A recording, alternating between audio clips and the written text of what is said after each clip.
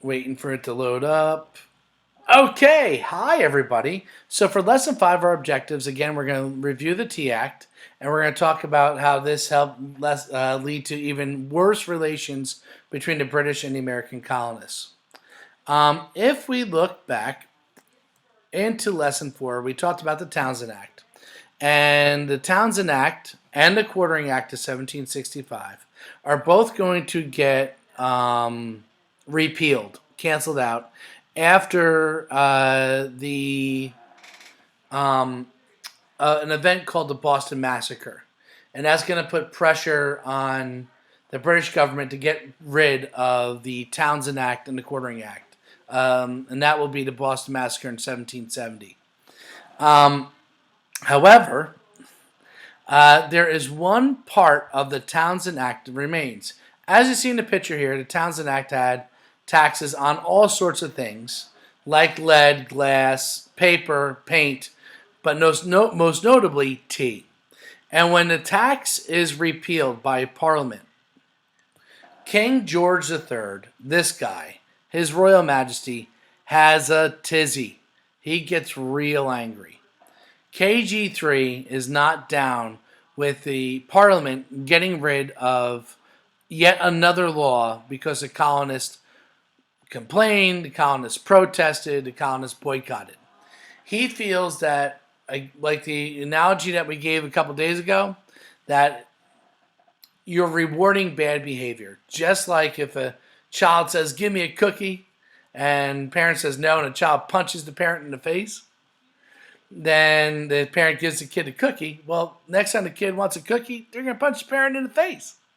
So it's the idea that King George and his prime minister, George Grenville, are frustrated that the parliament keeps caving in and repealing the laws passed.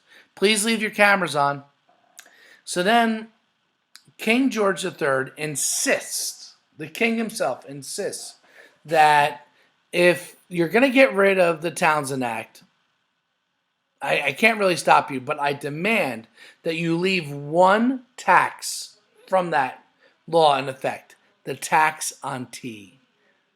I want these colonists to know that they're not in charge, that we're in charge, that England still is in power here, not the Americans, that we are the ones who ultimately say what happens. And if we want to pass a tax on them, they have to pay it. They don't have representation and they're not going to get it. So he insists that the tax stay on tea. Why tea? Tea is a symbol of the British Empire. As you can see in the picture here, the British Empire was big, real big. Everything that's red was part of the British Empire. You see a lot of red on this map? Heck yeah, you do. The expression was that the sun never sets on the British Empire. And why is that? Well, if you look around the globe, between the islands in the Pacific, the entire continent of Australia, much of southern Asia, the entire eastern half of Africa, and the eastern half of North America and western South America, plus islands in the Caribbean, no matter what day it was, no matter what time of day it was, the sun was always shining on a British flag around the globe. If it was nighttime here, it's daytime here, and the sun is shining on a British flag. They truly had a worldwide empire. They had a lot of really important possessions. We see North America. We see the islands of the Caribbean. We know how important that was to triangle trade. Their possessions in Africa are going to be critically important for them to get many different resources. But of all of their resources, of all of their colonies, there's only one that they named after royalty: the British Raj. Um, in Hindi, Raj means to rule, royal. Sometimes Raja can be a king, right? So they named this colony essentially the king of their colonies. They referred to it as the crown jewel of their empire. Who can tell me today what present day country makes up most of the British Raj?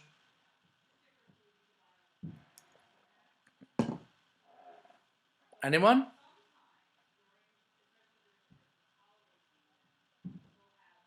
West America, not a country, and we're in Asia. If we look, it's right here. So I'm zooming right in on this spot. Anybody else recognize what country this is? It looks like it's a finger pointing towards the Indian Ocean. That's a pretty big clue. Anybody? That's a continent. It's India. It's India. It's the country of India. So this is the country of India, and also includes parts of Pakistan presently and Bangladesh. But I digress. So here we see the British colony, the British Raj. Why was this seen as the crown jewel of their empire?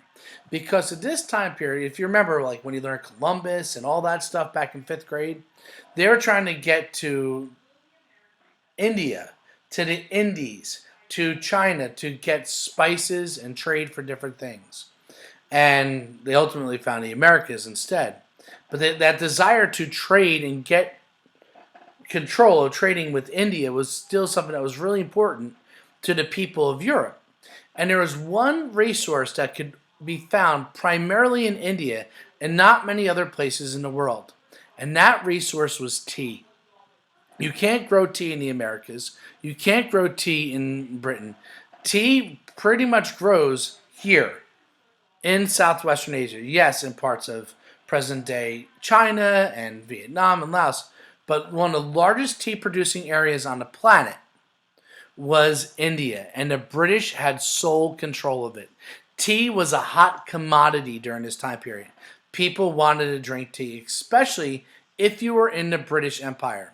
Because within England, every single day, the world stopped at 4 p.m.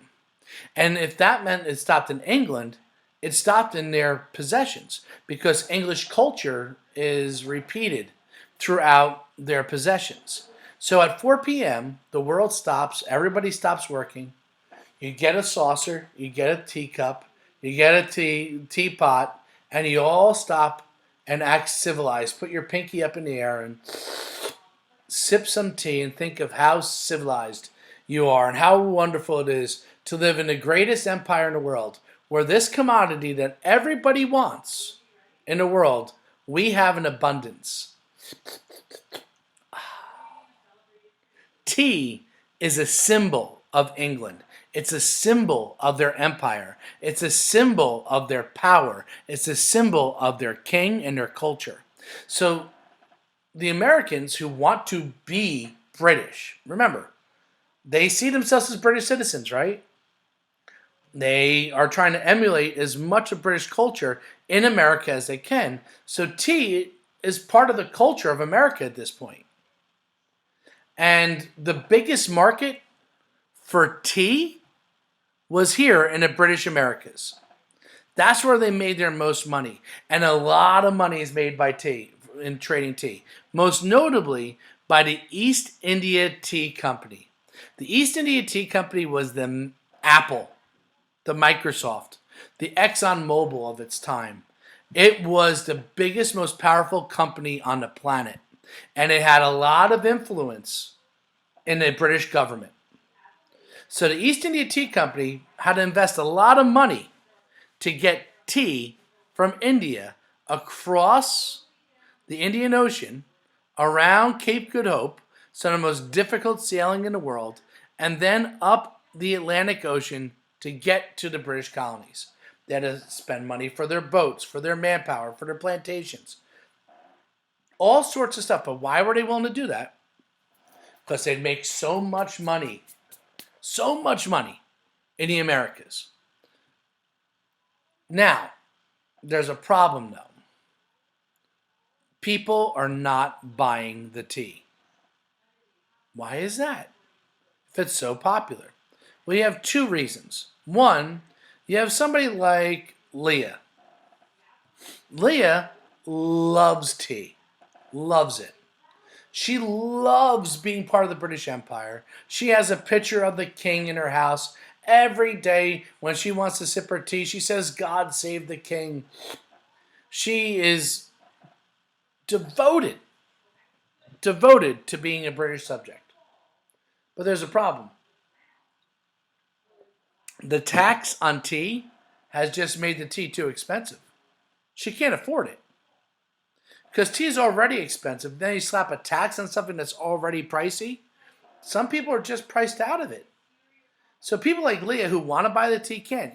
I'd love to buy a Mercedes. They're beautiful cars. I can't. You know why? Because I can't afford it. So just because I want something doesn't mean I can buy it. And Leah is not buying the tea right now because the tax just puts it out of her budget, out of her price range. Then you have people like Haley. Haley's a member of the Daughters of Liberty. Remember we talked about them last year? Teaching people how to make their own goods so they don't have to buy from the British. Haley hates the British government. She hates that there's taxation without representation. She hates to continue to tax on her rights and liberties. Haley is a patriot. She's standing against the British. So because there's a tax on tea, she's not buying it. She's boycotting it. As long as there's a tax, she will not buy a leaf of British tea. Not one leaf. No way. So you have the people like Haley who say, I'm not buying it. And you have the people like Leah like, I can't buy it. And that means that a lot of people are not buying it.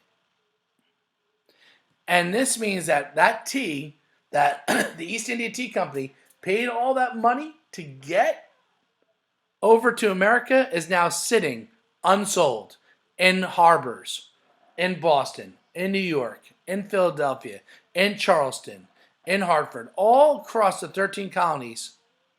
The tea is sitting unsold.